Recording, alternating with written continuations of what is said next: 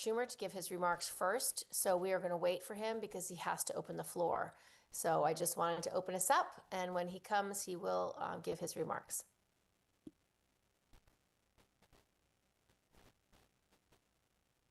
When he comes, he will give his remarks.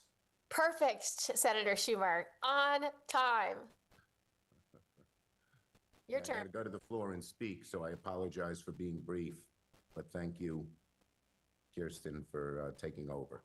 So are we ready to roll? Okay. We're all set. Okay, if everyone can hear me. So first, let me thank Senator Gillibrand. She's been a great champion for New York, we all know, and this is an issue that she and I are both passionate about. Well, look, here we are. Right now, New Yorkers are staring down two crises at once: a healthcare crisis and a cynical manufactured hunger crisis. And both are caused by one man and one man only, Donald Trump. We're only 2 days away from open enrollment when it comes to the ACA.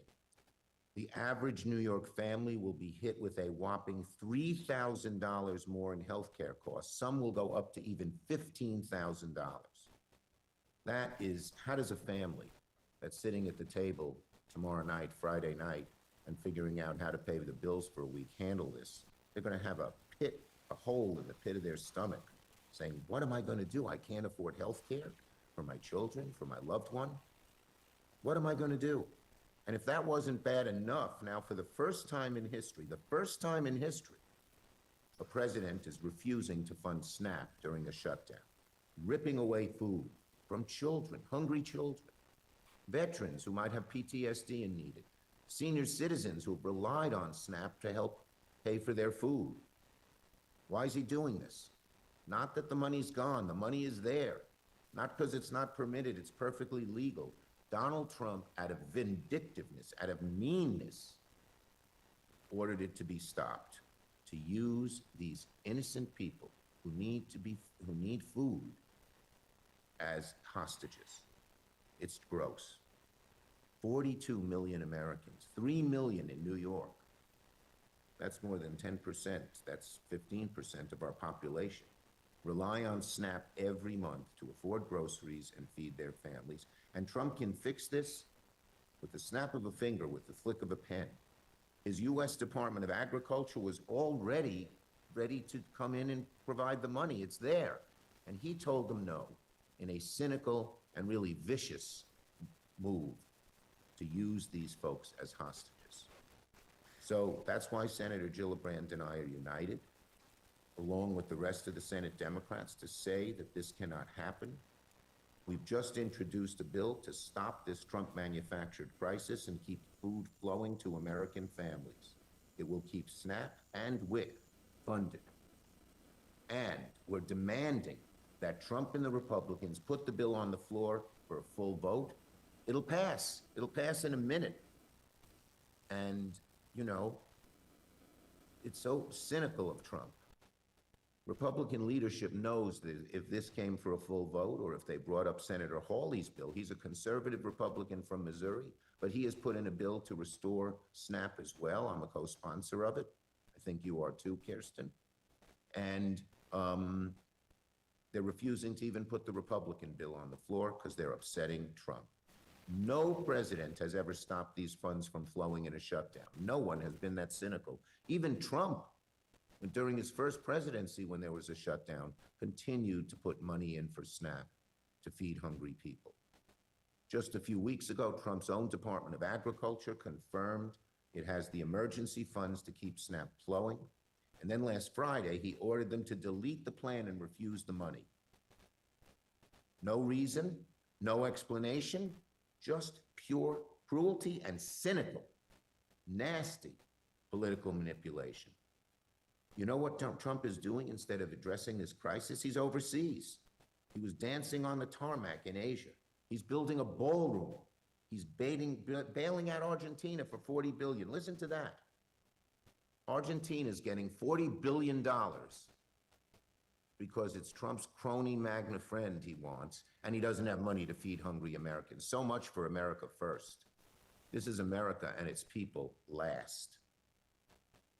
If Donald Trump can give $40 billion to Argentina, he can certainly ensure funding for American families, seniors, veterans. And what about just a family where there's one breadwinner or two and they both lost their jobs, or there's one and one has lost his or her job? What do? They've relied on SNAP to feed the family over a bad moment. So this is just awful. It shows that Donald Trump is a nasty politician and a cold-hearted man, just caring about himself. And by the way, where are our New York House Republicans? The six House Republicans, or seven, who could just immediately say we want this bill to pass, would have a real effect, but they've been silent. They haven't been to work for 6 weeks. And House Republicans should demand of Speaker Johnson to bring this bill to the floor right now. Just remember this, 2/3 of the recipients are kids, seniors, or people with disabilities. These aren't people living off the lam. And so that's who Trump is cutting off, kids who rely on school meals. You know, a hungry kid can't learn. Seniors on fixed incomes who have always relied on SNAP to help supplement their income so they could have full meals. Veterans trying to get by, they might have PTSD. Families trying to get the groceries. It's vindictive, it's heartless. Let's be clear, Trump's been a crusade against SNAP all year. Republicans slashed SNAP in their so-called big ugly bill. They call it big beautiful. We don't think it's beautiful at all to pay for tax breaks for billionaires. They cut $200 billion. And now they're doubling down using this shutdown as an excuse, because they have the money right now to devastate families and leave kids hungry. It's an avoidable crisis, and our Republicans in the House and in the Senate are too scared to stand up to Trump, even though they know how wrong he is.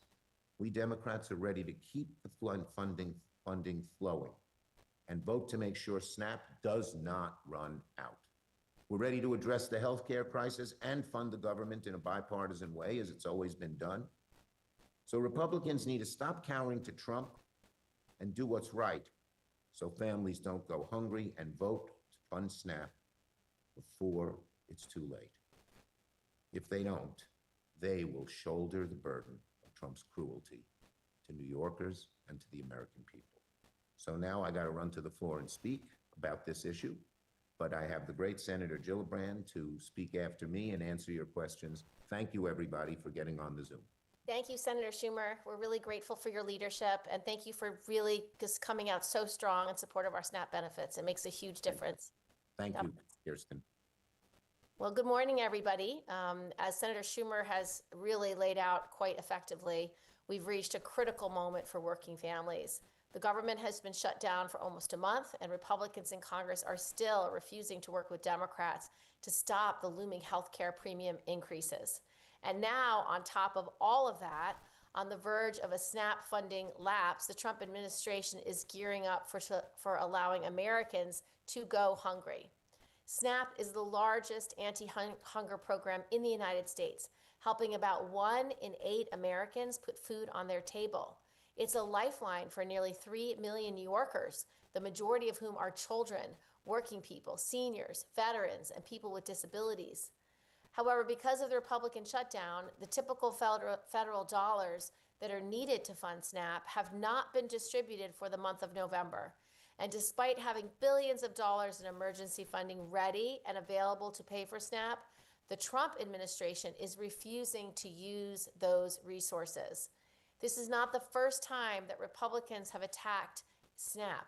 Earlier this year, President Trump's big, beautiful betrayal slashed about $186 billion from the program. President Trump and Republicans have been looking for an excuse to cut the program further, and they're trying to use the shutdown to do just that. Make no mistake, the Trump administration is trying to score political points by inflicting maximum pain on the very people they are supposed to be protecting. But for families already stretched thin, this decision is more than political. It's a matter of survival. One New Yorker named Anne Marie told me that she feels like, quote, being held hostage by her own government, end of quote. Anne Marie is a disabled senior who relies on programs like SNAP and subsidized housing to make ends meet. She told me that even with a full SNAP benefit, she barely squeaks by on a tiny budget. If her SNAP benefits are cut, she'll be one of the many New Yorkers forced to depend on local food pantries for her next meal. And as our food pantries struggle to keep up with increasing demand from the influx of SNAP beneficiaries, they'll have fewer and fewer resources to help. In the richest country on the planet, this is an absolute failure. That's why I'm demanding the Trump administration put Americans first and fully fund the SNAP program. I'm joining my Democratic colleagues in supporting the Keep SNAP and WIC Funded Act of 2025, which would make sure that SNAP benefits continue uninterrupted through this Republican shutdown. The legislation also requires that the federal government reimburse states for covering food aid during a shutdown. I also joined Senator Schumer and 44 other senators in a letter demanding that the Trump administration immediately release the billions of dollars at their disposal to fund SNAP. Making sure New Yorkers can put food on the table is one of my top priorities, and I will keep fighting to make sure SNAP benefits remain available to those who need them. I'm also committed to negotiating a bipartisan deal to combat the impending health care cost increases and end this government shutdown. House Republicans haven't shown up to do their jobs in over 40 days, and my Republican colleagues in the Senate are completely unwilling to work on a bipartisan basis as well. Democrats remain ready to negotiate. We just need Republicans to stop playing games and join us at the negotiating table. Thank you for joining, and I'm happy to take questions.